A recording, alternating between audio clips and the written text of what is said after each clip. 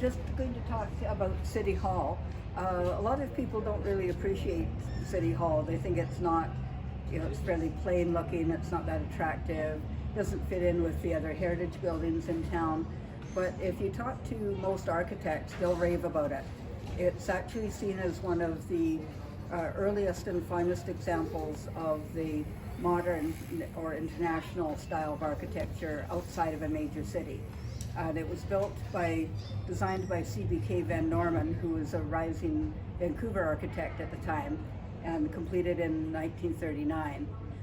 So it really is a lovely, lovely building. It's been recently refinished and repainted. When it was first built, it was just plain concrete, painted concrete.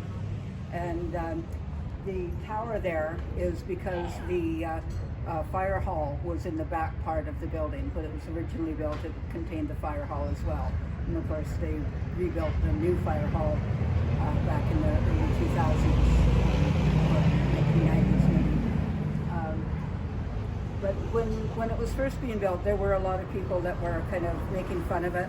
They'd call it names like the Mausoleum or the entrance to Connaught Tunnel, and sort of didn't really appreciate it for what it was.